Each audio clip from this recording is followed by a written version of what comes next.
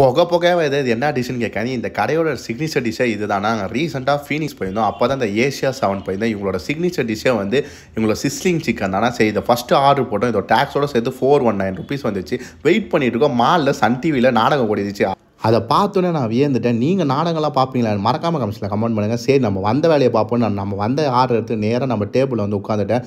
ஒரு முட்டைக்கோஸ் மேலே ரைஸ், அதுக்கப்புறம் சிக்கன் மஞ்சள் 2 பீஸ் ஆஃப் லாலிபாப் வச்சு கொடுத்தாங்க. ஃபஸ்ட்டு லாலிபாப் தான் டேஸ்ட்டு பார்த்தேன். சாப்பிட்ற டேஸ்ட்டு பக்காவாக இருந்துச்சு. அதேமாதிரி ரைஸ்லாம் விதையா இருந்துச்சா. சரி, அந்த மஞ்சூரியன் கிரேவியோட மிக்ஸ் பண்ணி சாப்பிட்டா டேஸ்ட்டு பக்காவாக இருந்தது. சரி, சைனீஸ் ஃபுட்டெல்லாம் இப்படி தான் இருக்கும்னு நினச்சிட்டு சிக்கன் மஞ்சள்லாம் சேர்த்து வச்சு சாப்பிட்டா டேஸ்ட்டு அல்டிமேட்டாக இருந்துச்சு.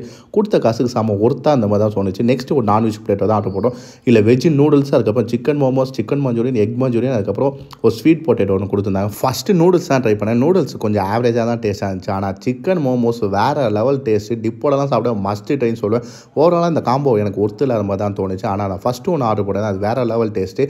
நீங்கள் எதாவது யூனிக்காக ட்ரை பண்ணுவோம், கண்டிப்பாக ட்ரை பண்ணுங்கள். அதேமாதிரி நீங்கள் யூனிக்கான ஃபுட்டெல்லாம் சாப்பிட்டுருந்தீங்க, எங்கே சாப்பிட்டீங்கன்னு மறக்காமல் கமெண்ட்ஸில் கமெண்ட் பண்ணுங்கள். நம்மளும் ட்ரை பண்ணி வீடியோ போடலாம். உங்களை இன்னொரு சந்திக்கிறேன். டாடா.